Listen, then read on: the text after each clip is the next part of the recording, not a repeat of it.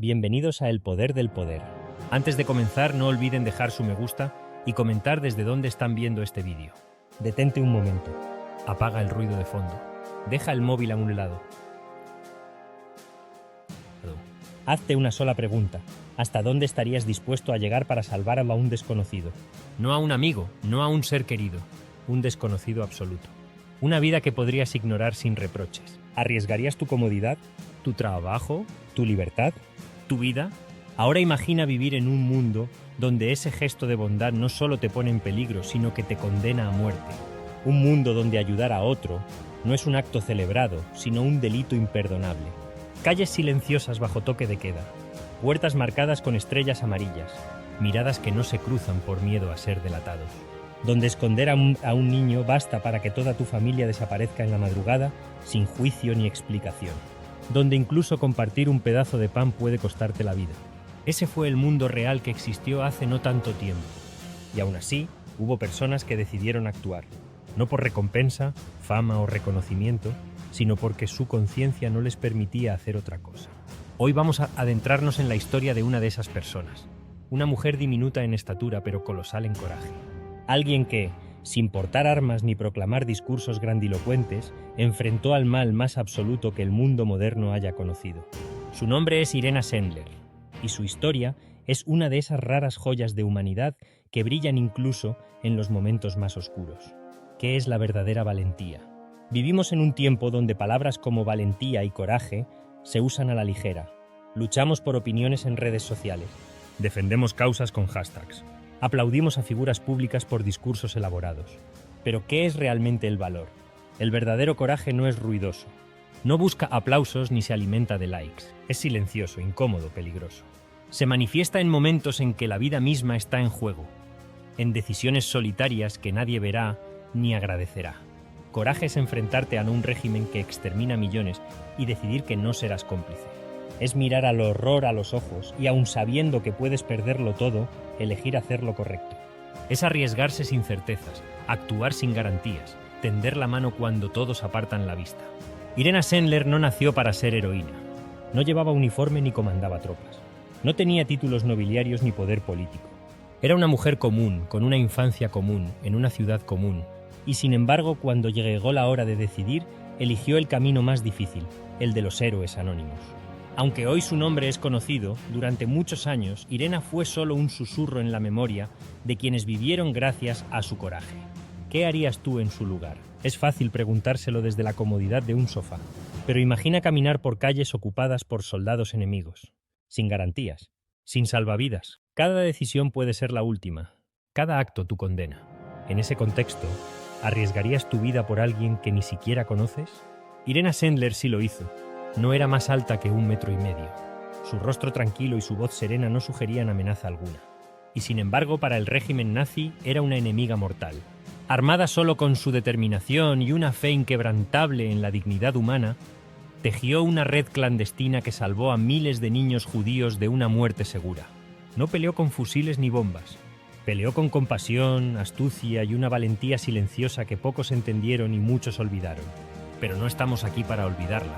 Estamos aquí para recordar. ¿Por qué importa esta historia hoy? Porque aunque los contextos cambien, las preguntas esenciales siguen siendo las mismas. ¿Qué estamos dispuestos a sacrificar por el bien de los demás? ¿Qué precio ponemos a la bondad? El odio no ha desaparecido. La discriminación, el miedo y la injusticia siguen presentes bajo nuevas formas.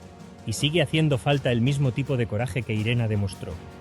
El coraje de actuar, resistir y no ser indiferentes.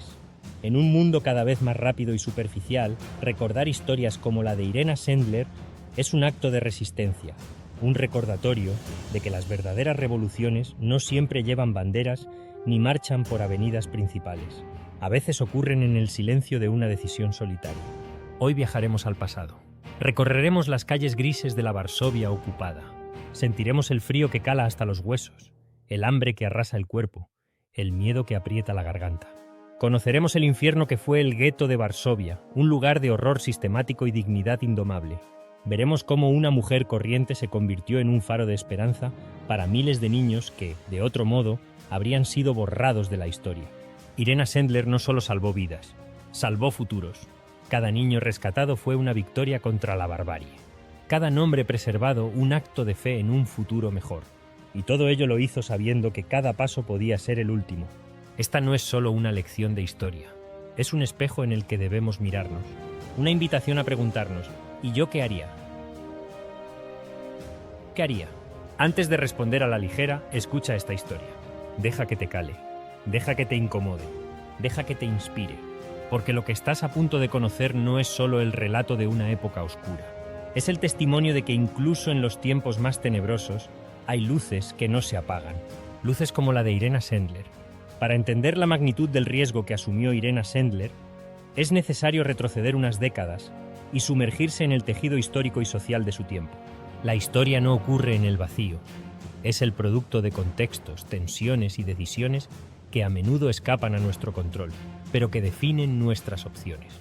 Polonia en 1918 acababa de renacer de sus cenizas. Tras 123 años de partición entre Rusia, Prusia y Austria, el país recuperaba su independencia al finalizar la Primera Guerra Mundial. Pero aquella libertad recobrada venía cargada de desafíos. Polonia era un estado nuevo y frágil, con fronteras inestables, una economía destruida y una población marcada por profundas divisiones étnicas, religiosas y sociales. La década de 1920 fue una época de construcción nacional, pero también de tensiones internas. Los polacos de distintos credos y orígenes convivían en un equilibrio precario. Judíos, ucranianos, alemanes, lituanos y bielorrusos compartían un territorio que luchaba por definirse. Aunque la Constitución polaca de 1921 garantizaba igualdad de derechos a todos los ciudadanos, la realidad era otra. El antisemitismo, enraizado durante siglos en la cultura europea, no desapareció con la independencia polaca.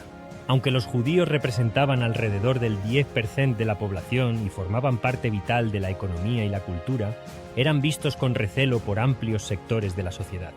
Varsovia, donde Irena Sendler crecería, reflejaba esas contradicciones. Conocida como la París del Este, por su vida cultural vibrante, también era un caldo de cultivo para la discriminación. En sus calles convivían la modernidad y el prejuicio, la aspiración y la exclusión. La vida cotidiana para los judíos en Varsovia no era sencilla. Muchos prosperaban como comerciantes, artesanos, abogados o médicos, pero también enfrentaban segregación social. En las universidades se impusieron los bancos gueto, zonas separadas para estudiantes judíos, y las cuotas limitaban su acceso a ciertas profesiones. Los pogromos, aunque menos frecuentes que en el siglo XIX, seguían siendo una amenaza latente. La crisis económica global de la década de 30 golpeó a Polonia con dureza. El desempleo, la pobreza y la incertidumbre alimentaron los discursos de odio. Los partidos nacionalistas ganaron fuerza y, con ellos, aumentó la hostilidad hacia las minorías, especialmente los judíos. Mientras tanto, en Alemania, un movimiento más oscuro cobraba forma. Adolf Hitler ascendió al poder en 1933 con un programa basado en el nacionalismo extremo, el antisemitismo virulento y la expansión territorial. Sus discursos no tardaron en cruzar fronteras, encontrando eco en sectores radicales de Polonia. El 1 de septiembre de 1939, sin declaración previa, Alemania invadió Polonia desde el oeste. 2 semanas después, la Unión Soviética atacó desde el este, y Polonia fue partida en dos, según un pacto secreto entre Hitler y Stalin, el Pacto Ribbentrop-Molotov. Varsovia resistió heroicamente durante semanas, pero cayó el 28 de septiembre. La ocupación alemana fue brutal desde el primer día. Se impusieron leyes discriminatorias inmediatas. Los judíos fueron obligados a portar brazaletes con la estrella de David. Se les prohibió usar el transporte público y sus propiedades fueron confiscadas. El 12 de octubre de 1940 se decretó la creación del gueto de Varsovia. Un muro de 3 metros de altura, coronado con alambre de púas, encerró a más de 400.000 judíos en un área miserablemente pequeña. Las condiciones eran inhumanas: hacinamiento, hambre, enfermedades. El gueto no era solo un lugar de sufrimiento físico, era un intento sistemático de deshumanización. Pero dentro de sus muros la vida persistía: escuelas clandestinas, conciertos secretos, periódicos en la sombra. Este era el mundo al que Irena Sendler se enfrentaría. Un mundo donde actuar era desafiar un sistema entero construido sobre el miedo. Y aún así, ella actuó. Varsovia, aquella ciudad vibrante y compleja, cayó en un silencio sofocante tras la ocupación alemana. Las calles, antes llenas de vida, se tornaron grises y tensas. Entre 1939 y 1940 el terror se organizó con eficiencia escalofriante. La vida comenzó a encogerse bajo las botas de los ocupantes y el aire se cargó de un miedo casi tangible. Irena Sendler, que conocía cada rincón de Varsovia como la palma de su mano, caminaba ahora esas mismas calles bajo una sombra nueva. No eran solo los ladrillos los que habían cambiado, era el silencio, la ausencia de risas, el murmullo del miedo que todo lo invadía. Desde su trabajo como asistente social, Irena había visto la pobreza antes, pero nunca había sentido una desesperación tan densa como aquella.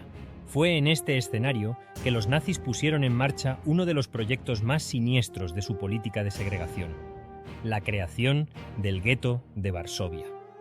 En noviembre de 1940, cientos de miles de judíos fueron obligados a abandonar sus hogares y trasladarse a un área miserablemente pequeña, encerrada tras un muro de ladrillos coronado por alambre de púas. 3 metros de altura separaban aquel fragmento de ciudad de la otra Varsovia, como una herida abierta que nadie podía ignorar. Dentro de aquellos muros, el espacio era una cruel broma del destino. Más de 400.000 almas hacinadas en apenas 3,4 kilómetros cuadrados. Irena observaba el gueto desde las puertas de la ciudad vieja y no podía evitar preguntarse cómo la vida podía comprimirse hasta ese extremo. El equivalente a empujar a toda una ciudad en un barrio sin salidas, sin esperanza. Las raciones oficiales asignadas a los judíos eran poco menos que una condena de muerte: 80 calorías diarias por persona. Un mendrugo de pan duro, un poco de agua sucia, alguna verdura marchita cuando había suerte. La mayoría recurría al mercado negro, un único resquicio de supervivencia que también era perseguido y castigado con brutalidad. A través de su permiso como inspectora de sanidad, Irena logró acceder al interior del gueto. Las primeras veces que cruzó el umbral del muro, lo hizo con el corazón encogido, acompañada solo de su valentía y un maletín médico. Lo que encontró allí desbordaba cualquier imaginación. Niños esqueléticos de mirada vacía, ancianos que parecían sombras de sí mismos. Calles donde el hambre y la enfermedad habían sustituido a la vida. El hambre era solo el principio.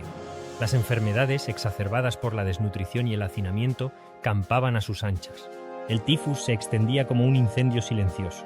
La falta de medicinas y asistencia sanitaria convertía dolencias menores en sentencias fatales.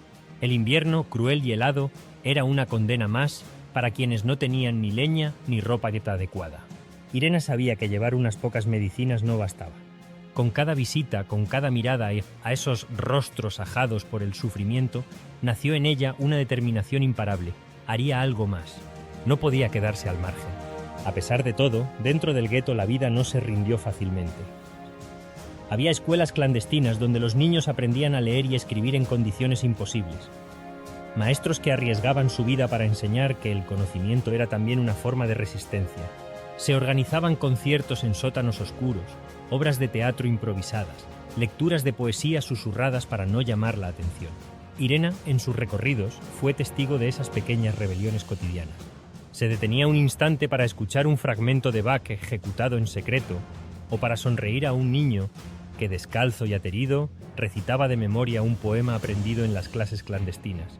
Los periódicos clandestinos circulaban de mano en mano, manteniendo viva la llama de la dignidad, porque allí, en ese pequeño fragmento de infierno, persistía una humanidad que ni los muros, ni el hambre, ni la muerte lograban erradicar. La esperanza, sin embargo, era frágil, y la maquinaria de exterminio no tardó en mostrar su rostro más aterrador. En 1942 comenzó la Gran Deportación. Los alemanes iniciaron el traslado masivo de los habitantes del gueto hacia el este, hacia un destino apenas susurrado: Treblinka. Los trenes de la muerte partían diariamente. Vagones de ganado abarrotados de personas, sin agua, sin aire, sin esperanza. Prometían reasentamientos, trabajos, una nueva vida. Mentiras que se deshacían antes de llegar a su destino. Treblinka no era un campo de trabajo, era una fábrica de muerte, un lugar diseñado para el exterminio rápido y masivo. El 99% de quienes entraban en Treblinka eran asesinados en pocas horas.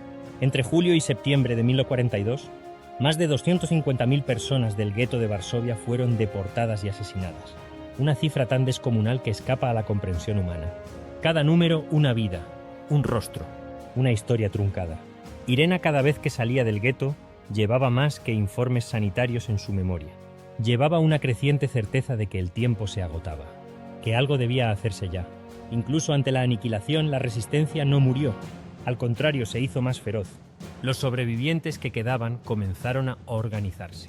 Surgieron grupos armados, compuestos en su mayoría por jóvenes sin formación militar pero con una determinación inquebrantable. Con escasas armas y casi sin recursos, planearon lo impensable: resistir. En abril de 1943 el gueto de Varsovia se rebeló. Fue un acto desesperado, heroico, una declaración de dignidad. Prefirieron morir luchando que ser llevados como ganado a las cámaras de gas. Durante casi un mes resistieron a un enemigo infinitamente superior. Las calles se convirtieron en trincheras, los edificios en fortalezas improvisadas. La rebelión del gueto no salvó a sus habitantes. Los alemanes sofocaron la resistencia con brutalidad, incendiando el gueto hasta sus cimientos. Se convirtió en un símbolo de rebeldía contra la opresión, una chispa de humanidad en medio de la barbarie. Fue en ese contexto, entre el hambre y la esperanza, entre la muerte y la resistencia, donde Irena Sendler comenzó a tomar decisiones que la definirían para siempre. No levantaría un arma ni gritaría consignas. Su batalla sería silenciosa, paciente y desesperadamente valiente. Una batalla tejida vida tras vida, niño tras niño, frasco tras frasco, enterrado en la tierra de la memoria. Nació en 1910 en Otwock, un pequeño balneario a las afueras de Varsovia, en una familia donde las palabras compasión y justicia no eran conceptos abstractos, sino principios cotidianos. Su padre, Stanisław Krzyżanowski, era un médico que atendía sin distinción a ricos y pobres, polacos y judíos. Durante una epidemia de tifus, mientras otros colegas rehusaban acercarse a los barrios judíos, él se mantuvo firme, visitando casa por casa. Allí contrajo la enfermedad que le costó la vida cuando Irena tenía apenas 7 años. Antes de partir, le dejó a su hija una enseñanza sencilla pero definitiva. Si ves a alguien ahogándose, debes intentar salvarlo aunque no sepas nadar. No fue una despedida solemne, sino una verdad susurrada que Irena llevaría grabada en su memoria. La muerte de su padre sumió a la familia en la pobreza, pero no en la desesperación. Su madre, Janina, sacó adelante a Irena con determinación silenciosa, educándola bajo la misma óptica de respeto hacia todos los seres humanos, sin importar su fe, raza o posición social. De niña, Irena observaba las calles de Varsovia desde los tranvías y pronto se dio cuenta de que no todos eran tratados igual. Los bancos para judíos marcados en las aulas y los vagones, las miradas esquivas, los insultos disfrazados de bromas. No tardó en preguntarse por qué algunos eran condenados al desprecio por el simple hecho de ser quienes eran. La Universidad de Varsovia fue su siguiente escenario. Allí decidió estudiar literatura polaca y derecho, en parte por su pasión por las palabras y en parte porque intuía que el conocimiento era una herramienta para desafiar las injusticias. Pero la universidad no era un refugio de igualdad. Allí se topó con un antisemitismo manifiesto. Los bancos gueto imponían segregación dentro de las propias aulas. Mientras muchos aceptaban esta situación como parte del orden natural, Irena se rebeló. Borró la palabra judío de su libreta de notas en protesta, un gesto pequeño que le costó una suspensión. Para otros podría haber sido una advertencia. Para ella fue una señal de que el conformismo no era una opción. Mientras avanzaba en sus estudios, también comenzaba a involucrarse en actividades sociales. Trabajó en el Departamento de Bienestar Social de Varsovia, dedicado a asistir a las capas más vulnerables de la sociedad. Madres solteras, huérfanos, ancianos sin recursos. No era una labor fácil. La ciudad, golpeada por crisis económicas, mostraba a diario sus llagas más profundas: el hambre, la miseria, la exclusión. Allí, en las filas de los desposeídos, Irena conoció la dignidad de quienes nada tenían. Aprendió que el sufrimiento no distinguía credos ni orígenes. Los niños judíos famélicos que recibían ayuda no eran distintos de los polacos católicos. El dolor, entendía ella, era universal. Cada visita a un hogar derruido, cada charla con una madre desesperada, alimentaban en Irena un sentimiento de urgencia. No se trataba de ayudar desde un escritorio ni de distribuir limosnas. Era necesario comprometerse. Este contacto directo con la injusticia social reforzó su carácter. Irena se alejó de cualquier idea de caridad paternalista. No quería ayudar a los pobres como un acto de superioridad, sino trabajar junto a ellos, entender sus necesidades reales, defender su dignidad. Cuando Alemania invadió Polonia en 1939 y Varsovia cayó bajo ocupación, Irena ya tenía una visión clara del mundo, un lugar donde la indiferencia era la peor de las complicidades. Mientras muchos aceptaban resignadamente las nuevas órdenes, ella sentía cómo cada restricción, cada brazalete impuesto, cada ley humillante contra los judíos era un puñal en el corazón de su ciudad. No fue una decisión repentina la que la llevó a cruzar las puertas del gueto de Varsovia como inspectora de sanidad. Fue la consecuencia inevitable de toda una vida observando, aprendiendo y sintiendo que no podía ni debía ser cómplice con su silencio. Cada paso que dio después, cada niño que salvaría más tarde, tuvo sus raíces en aquellas primeras lecciones de su infancia. No basta con ver que alguien se ahoga. Hay que intentar salvarlo, aunque no sepas nadar.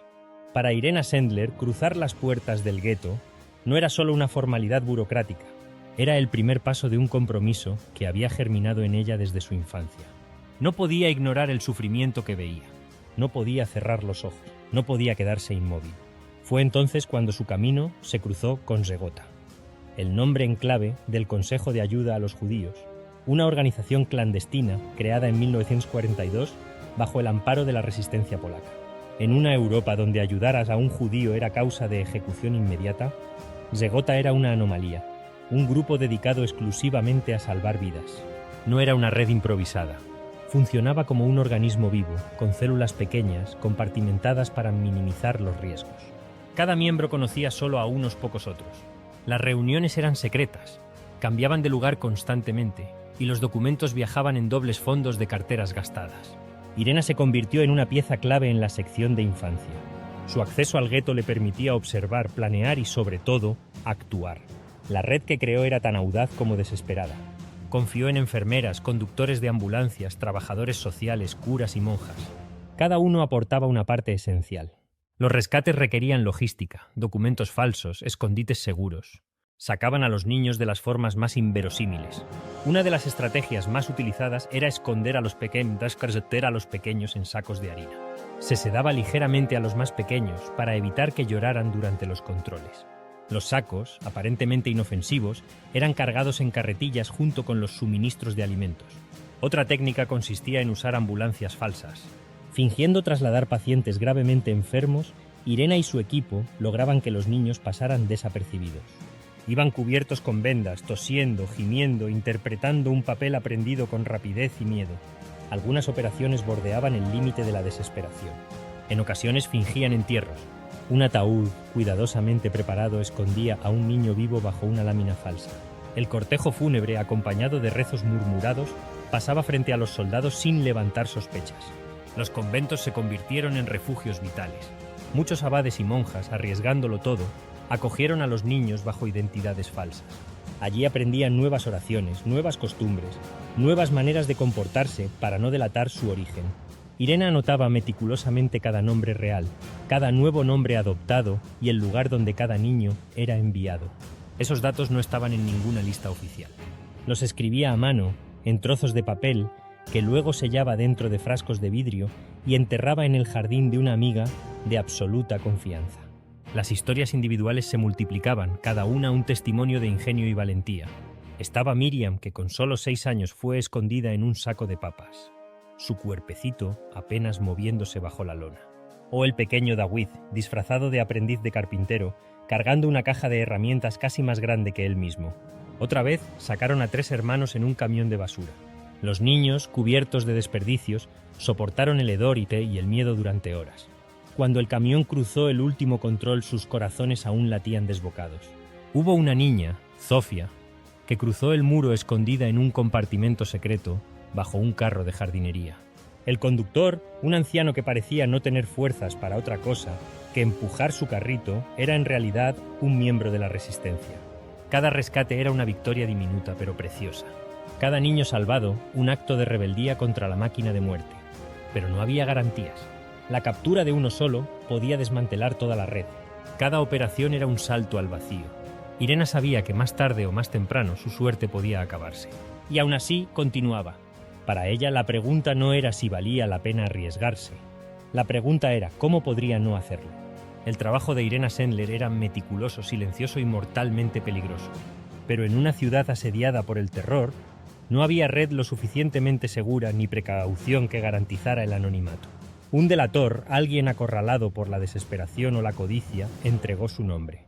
Una mañana de octubre de 1943, mientras caminaba por una calle secundaria, fue interceptada.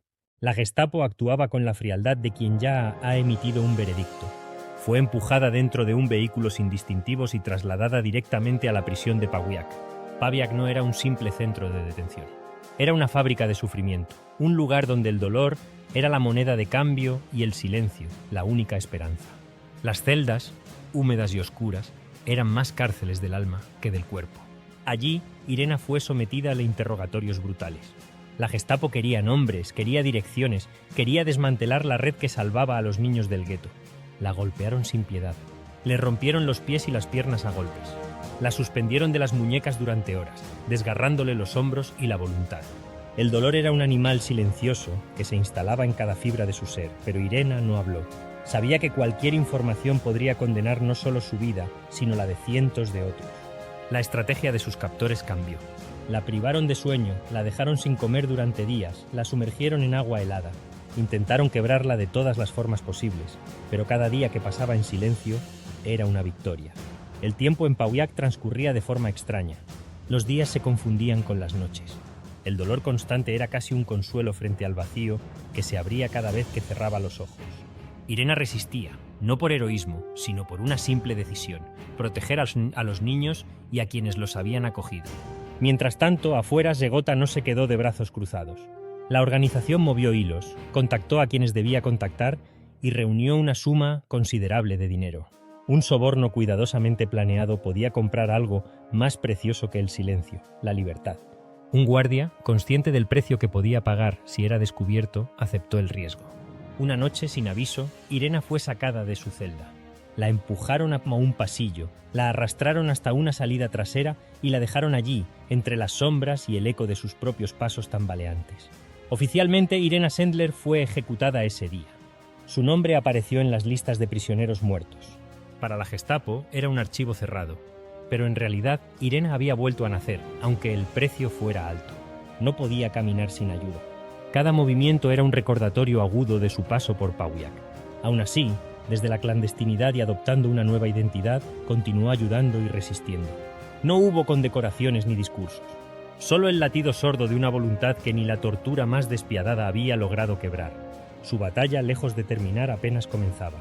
Cuando finalmente el estruendo de los cañones cesó y la guerra llegó a su fin, Varsovia era apenas un recuerdo roto de la ciudad que había sido.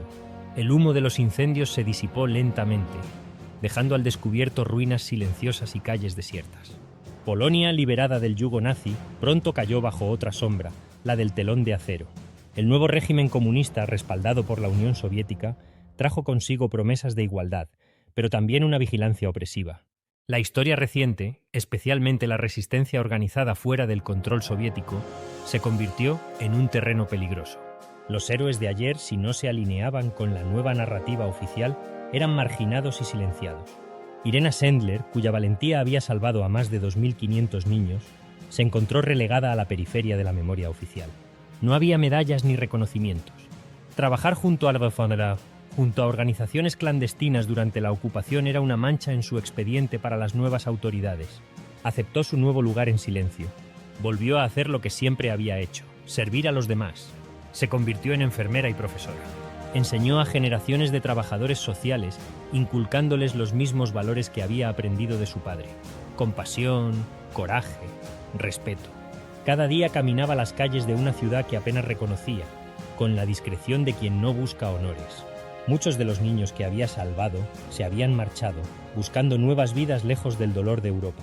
Algunos regresaron, otros se perdieron para siempre en el éxodo.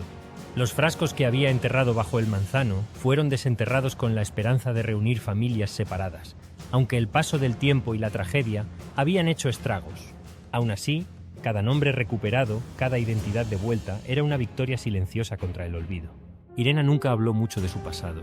Para ella, salvar a un niño no era un acto heroico, era simplemente lo que debía hacerse. Rehuía entrevistas, evitaba los homenajes. Prefería vivir con la misma humildad con la que había resistido. El mundo cambiaba rápidamente, pero ella seguía siendo la misma mujer que había aprendido, desde niña, que si ves a alguien ahogándose, debes intentar salvarlo. Durante décadas, su historia permaneció enterrada, como aquellos frascos de vidrio oculta bajo las capas de una memoria oficial que prefería mirar hacia otro lado. Pero el tiempo, paciente y justo, acabaría trayéndola de vuelta a la luz. El tiempo pasó, y con él, generaciones enteras crecieron sin conocer el nombre de Irena Sendler. Varsovia fue reconstruida, las viejas heridas cubiertas con cemento y silencio. Pero como todo lo enterrado con verdad, su historia no podía permanecer oculta para siempre. Fue en 1999, a miles de kilómetros de Polonia, donde el eco de sus acciones comenzó a resonar. Un grupo de estudiantes de secundaria en Kansas, Estados Unidos, trabajando en un proyecto escolar sobre el Holocausto, tropezó con una breve mención de una mujer que había salvado a más de 2000 niños del gueto de Varsovia. Intrigados empezaron a investigar. Lo que descubrieron los dejó asombrados. Cuanto más escarbaban, más clara se volvía la magnitud de su heroísmo. Su investigación culminó en una obra de teatro titulada Life in a Jar, La vida en un frasco, un homenaje a aquella mujer que había enterrado los nombres de los niños en frascos de vidrio, esperando algún día devolverles su identidad. La obra viajó de ciudad en ciudad, de país en país, y con ella la historia de Irena. Lo que había sido una vida de servicio anónimo empezó a recibir, por fin, el reconocimiento que merecía. Irena, ya anciana, fue sacada de su modesta vivienda por el torrente de atención que se desató. No buscaba fama ni había hecho nada esperando gratitud. Pero la historia tenía su propio pulso, y el mundo, al conocerla, quiso rendirle homenaje. Llegaron premios y condecoraciones. Recibió la Orden del Águila Blanca, la máxima distinción de Polonia. Fue declarada justa entre las naciones por Yad Vashem en Israel. Asociaciones, gobiernos, universidades querían honrarla. En 2007 su nombre fue propuesto para el Premio Nobel de la Paz. Aunque no lo recibió, su nominación era en sí misma un acto de justicia tardía. Cuando le preguntaban por sus acciones, Irena respondía con la misma humildad que había guiado toda su vida. No soy una heroína. Yo solo hice lo que debía hacerse. Nunca se consideró especial ni distinta de aquellos que también habían ayudado en silencio, a menudo pagando con su vida.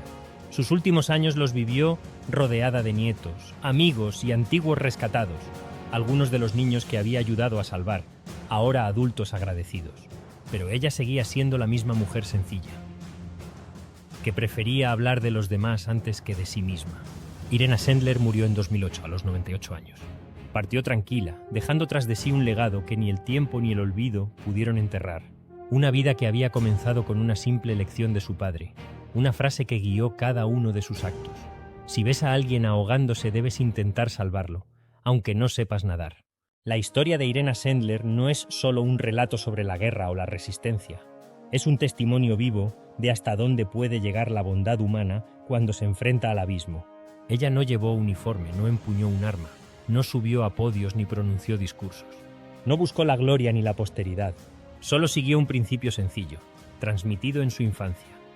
Si ves a alguien ahogándose, debes intentar salvarlo. En tiempos donde el silencio era una sentencia de muerte y la indiferencia una estrategia de supervivencia, Irena eligió actuar. Su batalla no se libró en campos de batalla ni en frentes militares. Se libró en calles estrechas, en habitaciones oscuras, en susurros compartidos y frascos enterrados, y sobre todo en la decisión diaria de arriesgarlo todo por salvar a quienes no podían salvarse por sí mismos. Hoy, en un mundo donde las injusticias persisten bajo formas distintas, su ejemplo sigue siendo una pregunta incómoda y necesaria. ¿Qué harías tú? Cuando ves que alguien es marginado, ¿permaneces en silencio? Cuando enfrentas la crueldad o la indiferencia, ¿das un paso atrás o das un paso adelante? Porque el legado de Irena no son solo los más de 2.500 niños que salvó, ni los nombres preservados en frascos de vidrio. Es la demostración tangible de que un solo ser humano, con voluntad y coraje, puede resistir a un imperio de terror. Irena nos recuerda que no se necesitan grandes gestos para cambiar el curso de la historia. Basta con un acto de valentía, una decisión firme en el momento adecuado.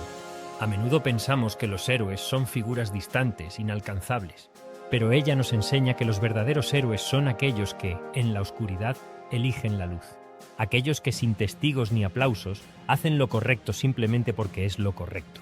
El mundo no cambia con discursos grandilocuentes, sino con gestos silenciosos multiplicados hasta formar una ola incontenible. Cambia cuando alguien decide tender la mano, aunque no sepa nadar. Irena Sendler murió en paz, sin grandes funerales de Estado ni desfiles de honor, pero su legado es más grande que cualquier monumento. Vive en cada vida salvada, en cada generación que nació, gracias a su valentía. Y vive, sobre todo, en el desafío que nos deja a cada uno de nosotros. Ser el frasco enterrado bajo el manzano de alguien. Piensa en ello. No todos estamos llamados a cambiar el mundo entero, pero cada uno puede cambiar el mundo de alguien. Y tal vez, sin saberlo, sembrar una semilla de esperanza que florezca cuando más se necesite. Antes de terminar, recuerda suscribirte a El Poder del Poder, dejar tu like